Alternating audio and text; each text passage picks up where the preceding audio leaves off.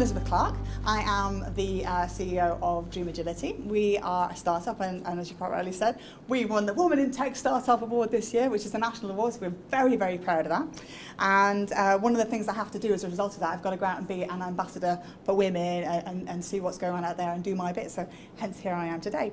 Now, in the survey, I'll give you the actual stats. 47% of people said they had been mentored, so about half of people have been mentored, that's men and women. Now, mainly when they're in junior roles, because you're obviously coming into the industry, you don't really know what you're doing, so you get mentored when you're younger, and then you sort of fall into an abyss for a bit, and then when you go back into the sort of management level roles, there's a bit of a peak there, and when you do your director's roles is there, so there's a bit of a gap in the middle there. Did you know, one of the interesting things was there was more men mentored than women, which I thought that's unusual because the women actually need more mentoring. One of the things that came out when you go around and you speak to women in tech and you see what they're doing and what they're all about, resoundingly across the board, everybody wants to hear more from women role models, and everybody wants to get the anecdotes. So it's really ironic that, you know, more men are being mentored than women. It's women that need the mentoring more than the men. And 96% of people said overall in the mentoring process, which we've had this stat already for you, thank you very much, they felt like they'd really benefited from it. So we know that mentoring is a good thing. Now, I first came to mentoring a few years ago. I started life as a mechanical engineer, doing electro-hydraulic armoured umbilicals all those years ago. And one of the ladies I was chatting to on the table at the Women in Tech Awards, she was old like me as well.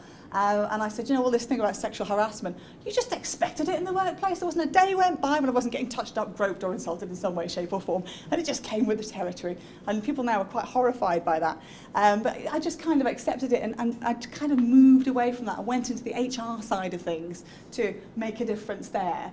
And I met a very wise chap. I've always been a little bit mouthy, a bit forthright possibly. And I met a guy who taught me it's better to be wise than be clever. And I thought, I wonder what he means by that. And I'd had a bit of an argument with somebody. And I basically managed to not only tell them, but prove to them and prove to the entire room that person was completely wrong. He suggests that was the clever thing to do. The wise thing to do would have been said nothing and just hold it in your back of your mind. And I thought, oh, here's somebody that might actually know more than me. And he was a lot older than me. And he was a fantastic mentor to me. And he mentored me for years and years and years.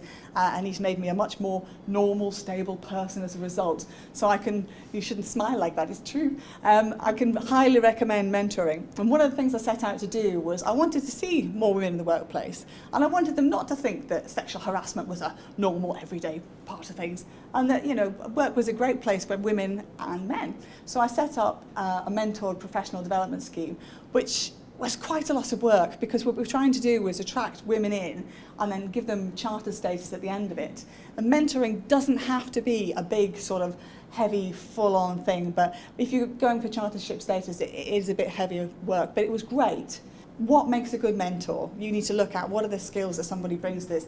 If you spoon feed people, all they will learn is the shape of the spoon. So it's about creating an environment where people can learn and they can learn different things. And I say it doesn't have to be formal. It doesn't have to be one of these great big mentor professional development schemes. It can be little things. There's three American ladies who got together, decided that there wasn't enough senior level ladies networking. And they call it ARA, which is attract, retain and something else. But basically what it's all about is they have run these networking groups where ladies get together and there's informal networking and mentoring in there. And I thought that's a really good idea because as a woman, if you haven't got a mentoring scheme at work, you need to have something informal that you can just dip in and out of. As a mentee, you have to decide, because I imagine all of you in the room can be mentees or mentors, you have to decide yourself, what do you want to get out of this? Are you looking for a promotion? Are you just looking for that little bit of a confidence boost? Is this something that's going to lead to professional qualification? Is it something I just want to do to get me over the next hump? Do I want to work with somebody in my business? Do I want to find somebody in somebody else's business? I mean, working with other businesses is fantastic. There's such a lot of benchmarking to do and you can gain such a lot by it.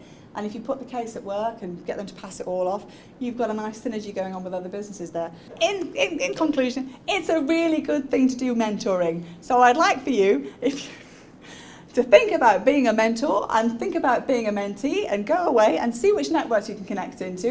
And let's see if we can pull all this together and get something really nice at the end of it for our senior ladies. I don't mean senior in an old way, I mean senior in a hierarchical way. And that's me for now. Thank you very much.